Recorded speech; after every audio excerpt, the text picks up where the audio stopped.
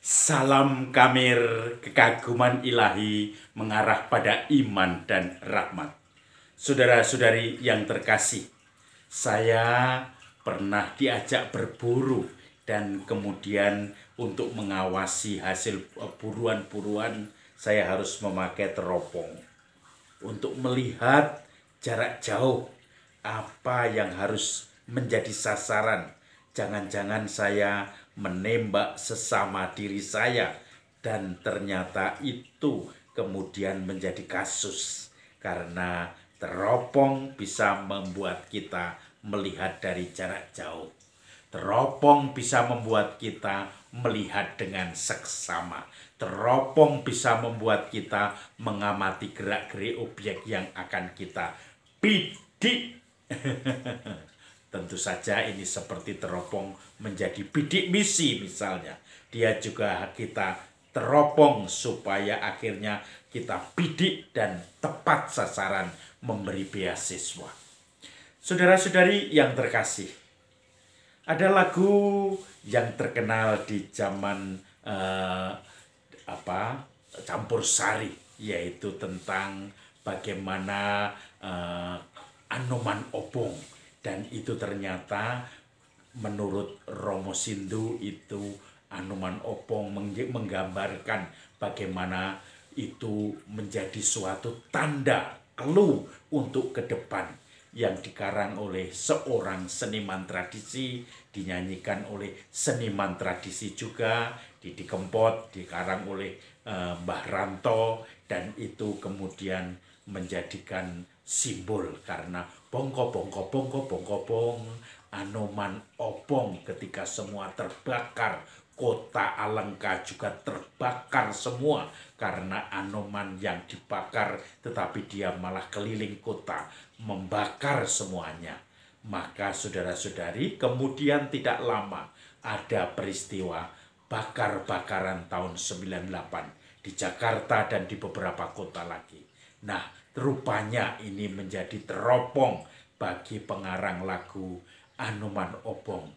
Bagaimana itu kemudian akhirnya semua terbakar. Saudara-saudari yang terkasih, rupanya hari ini Yesus pun sudah menyatakan itu tentang Yerusalem.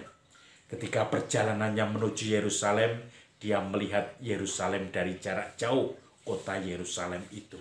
Dan Yesus mengatakan, Yerusalem, Yerusalem, alangkah baiknya jika engkau mengetahui masa depanmu, bahwa engkau akan dihancurkan.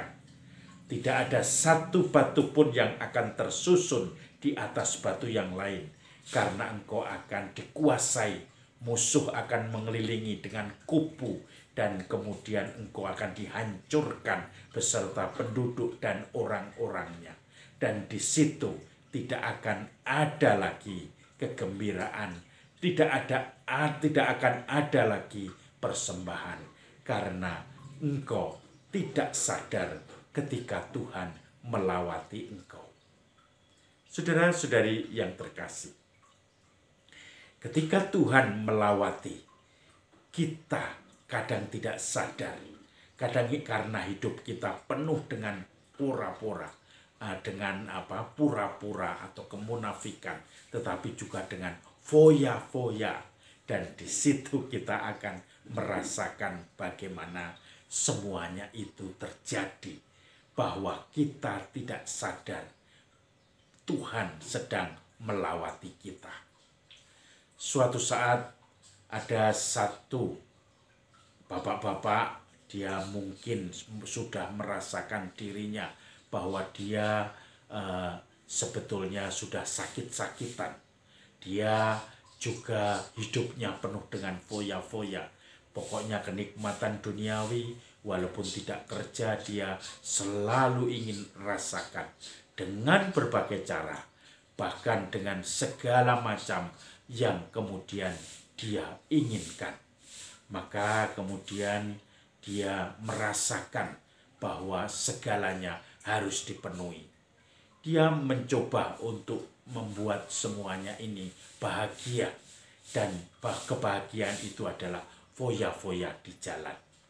Maka Saudara-saudari yang terkasih, hidupnya yang penuh dengan foya-foya itu, dia tidak sadar ketika Tuhan Allah melawati dia, menengok dia, ketika tawaran-tawaran kasih Tuhan tidak pernah dia hiraukan, ketika teguran-teguran lewat orang-orang di sekitarnya, lewat suara hatinya, tidak pernah dia indahkan. Dan akhirnya apa? Suatu saat ketika dia sedang melakukan pesta pora, tiba-tiba karena oplosan dia kemudian meninggal bersama beberapa orangnya lah, orang-orang yang bersama dia. Ada sekitar 4 orang yang meninggal bersama-sama karena dia selalu tidak peduli kepada warning dari Tuhan, kepada peringatan bahwa itu tidak baik. Maka saudara-saudari yang terkasih, orang yang tidak pernah lagi mengenali warning dari Tuhan, mengenali atau suara hatinya yang mengetuk-ngetuk, itu kemudian dia tidak siap ketika Tuhan melawatinya. Dengan segala kehancuran cara hidupnya yang justru menghancurkan tubuhnya, menghancurkan dirinya, maka pelan-pelan dia pun juga menuju kepada kebinasaan. Dan akhirnya dia pun tidak bisa lagi berbuat apa-apa ketika Tuhan melawati dia untuk yang terakhir kalinya. Maka saudara-saudari yang terkasih, mari kita bangun kedekatan kita dengan Tuhan. Kita bangun segala koneksi kita dengan Tuhan. Dengan mungkin meluangkan waktu hening sebentar dalam sehari. 24 jam, mungkin hanya seberapa jam, setengah jam, kita beri waktu. Tuhan berbicara, Tuhan meraja, Tuhan menyentuh kita, Tuhan memberikan hati kepada kita, Tuhan melawati kita, sehingga kita sadar dan kita pun bisa menanggapi dengan penuh syukur. Salam Kamir, kekaguman ilahi mengarah pada iman dan rahmat.